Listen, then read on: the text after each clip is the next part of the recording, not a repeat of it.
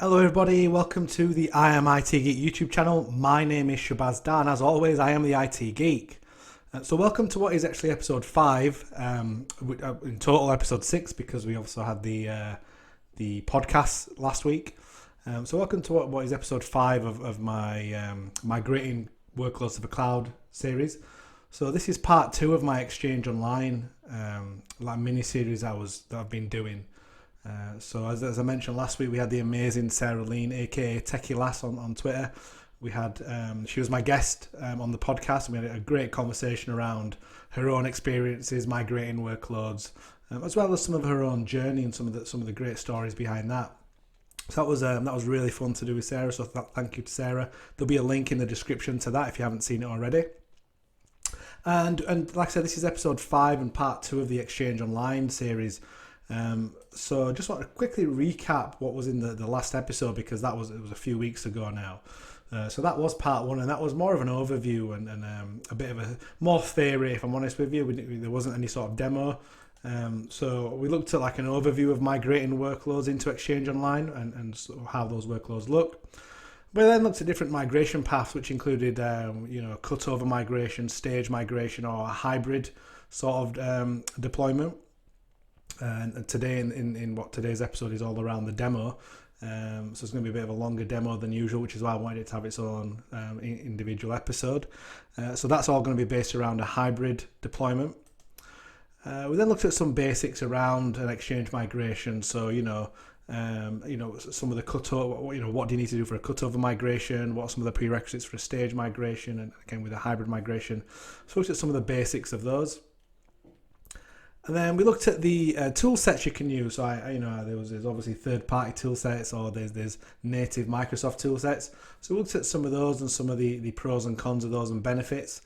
And then finally, I did a demo overview. So I kind of, if you remember towards the end of the video, I showed you what my demo lab looks like from a physical. I've got some on-premises infrastructure, and then I've got some Exchange Online in Microsoft 365. So just did a quick overview so you know kind of what to expect. Before I do get into the actual demo and going through how to set all that up, just want to have a quick overview of how my lab looks from a logical perspective. So I've got a quick diagram that I put together. So here is my on-premises. I have some on-premises infrastructure. So in this case, this is my lab at home. And here I've got a Hyper-V server with 2 virtual machines essentially. So I've got a Hyper-V server with some local storage. I've then got an Active Directory domain controller, which is also going to be my Azure AD Sync server. So again, I believe best practice is normally to have a separate Azure AD Sync server, but I've just put on my domain controller. I've then got an Exchange Server 2019, and that is essentially where my mailboxes lie. So for the purpose of a demo, I'm just going to do it with one mailbox, but as I said, some of the best practice with a hybrid or a stage migration is to have at least 2,000 mailboxes. Anything less than that, you should really be doing a cutover migration. But then what we have is, like I said, I've got Azure AD Sync, and that does a synchronization to my Microsoft 365 tenancy. And there I've got obviously my Azure AD, and I've got my Exchange Online tenancy. So again, they're all set up, and the sync's working. Again, for the purpose of this demo, it's just a one-way sync. There's not, and my license as well, as I mentioned there, I've got a Microsoft 365 Business Premium license. But for now, as I said, the identity is on premises, and I've got kind of the object is then synced to Microsoft 365 through the Azure AD Sync. At the moment, my mailbox of my user resides on the Exchange on premises server. And what I'm going to do is I'm going to configure the hybrid deployment. Once I've configured the hybrid deployment between my on-premises Exchange and Exchange Online, we'll then look at how I can migrate my on-premises mailbox up to Exchange Online and Microsoft 365. So just a few more other points I wanted to make about some additional configuration that I've got in place, which I've not pointed out on my diagram in the last slide. So I've obviously got my MX and my auto-discover DNS records, so they're publicly facing. So obviously my internal ones are configured to point to my Exchange server, but I've also got my mail flow externally. So my MX and my auto-discover are all set up, and these are vitally important, so I need to make sure they're configured correctly. And at the moment, they're all pointing to my on-premises Exchange server for the mail flow. And again, this is very important that when you're planning this sort of hybrid deployment in Exchange, that you understand what the mail flow looks like and what it's going to be moving forward. Again, if you look at some of the best practices that Microsoft recommend, then it is, even in a hybrid environment, they recommend that you point your mail flow goes to your Exchange on premises, and then you allow Exchange to do that internal sort of routing, so it can get the mail to Exchange online mailboxes. And then I also have my Exchange certificate. Again, this is a publicly facing certificate, and this is vitally important, especially for the hybrid deployment that we're going to be doing. In my case, I've got a wildcard, which then it allows me to have any sort of certificate that I need for any of the services. But if you're looking to get sort of a SAN certificate, they call it, then normally I'd recommend getting a sort of an SSL SAN certificate with at least 5 subject alternate names allowed on there, because you think you've got to have really your auto discover on there. You've got to have whatever you're going to have as your Outlook Anywhere sort of URL. So for me, it's mail.imitgeek.com, so that mail piece you need there in as well. And this is any other sort of record that you might need for your certificate. For Exchange, you need to make sure you have enough subject alternate names within your certificate. So I went for a wildcard just to make it easier. The final bit is making sure I've got the right connectors in place. So that's your send and receive connectors, and they're configured on my Exchange server, which I'll show shortly when I'm going through the demo. But again, these are vitally important for the hybrid setup, which I'll show as well. So yeah, just wanted to go through these few things before we jump into the lab, which is the demo, which is right now. So here we are. This is my Exchange server on one of my Hyper-V servers. So sorry, this is actually my domain controller, but what I'm doing is I'm actually using the browser to get to Exchange Control Panel. So you can see I've got my Active Directory users and computers here, and I've got the Internet Explorer open, and I'm actually logged into my ECP, my Exchange Control Panel, with my admin account. So as you can see, I've got a couple of mailboxes there. I've got my user who we're going to be using for migrating at some point, which is Bruce Wayne.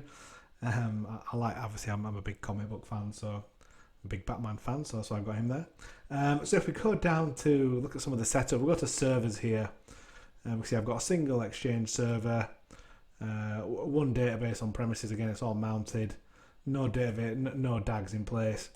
I've got all my virtual directory set up here, so this is obviously part of your Exchange setup. You set up your virtual directories, so your auto discover, your ECP, everything like that to point to the way I normally configure this is to everything internal and external to point to the same URL.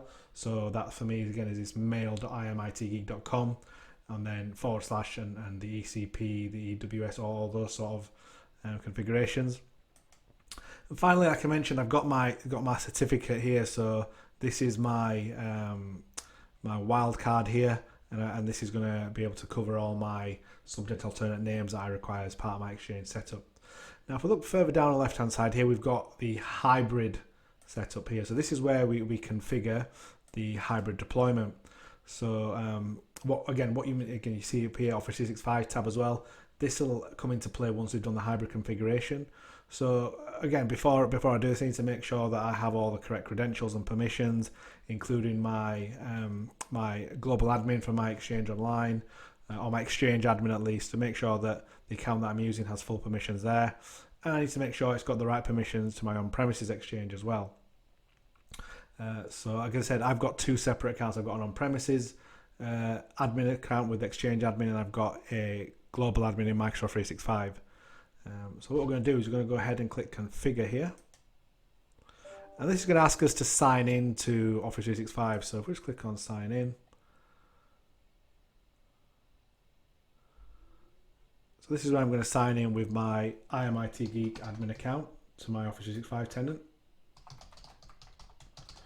So it's the same domain, but this is a cloud only account. This isn't a hybrid account that I'm signing into here.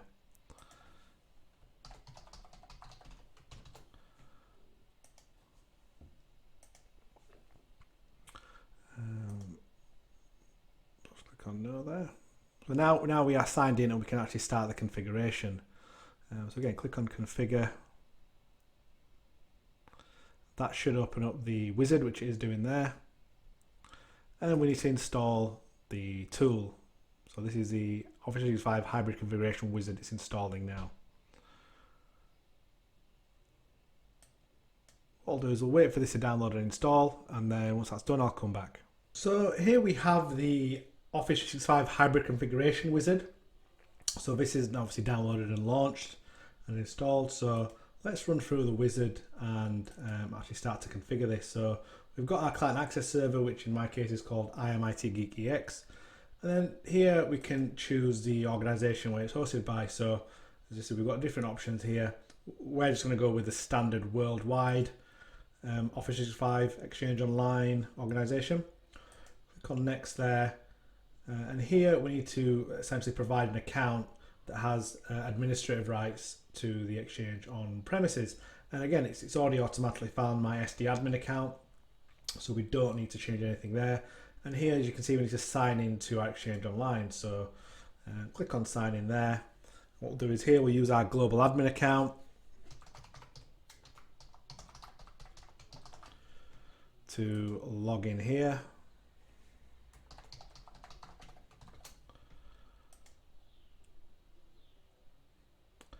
And there we go. So that's logged in now. And then we can just click on next.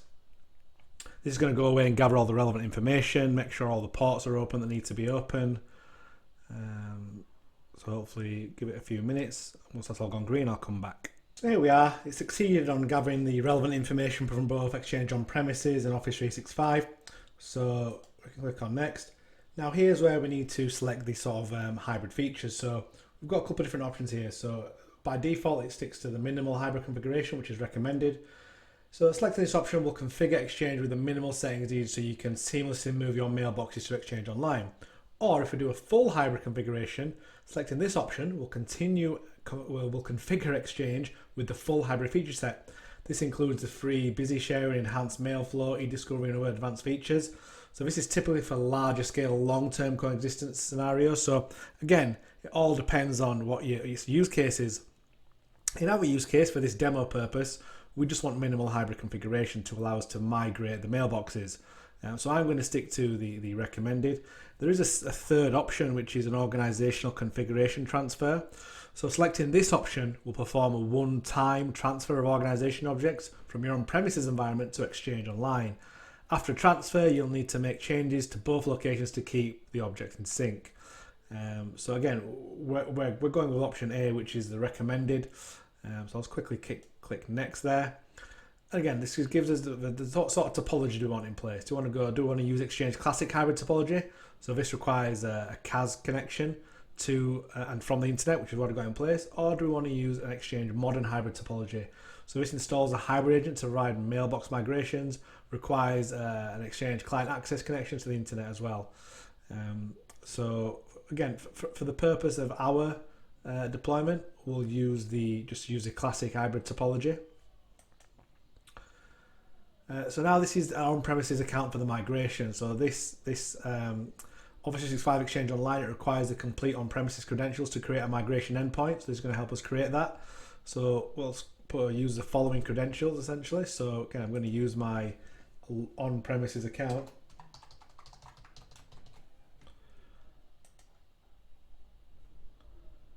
Click on next. And now that's ready to update. So this is going to start going through the configuration of this wizard, all the settings that we've put in. So let's click on update.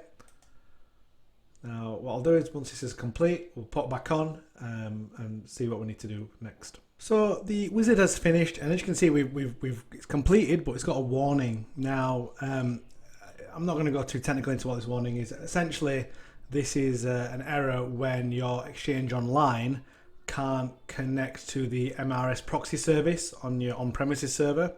Now there is a quick fix to do this, where you essentially you disable the MRS proxy, do an IIS reset, enable it, and then do another IIS reset, and that should resolve this issue. So I've done that on the Exchange server while this has been running.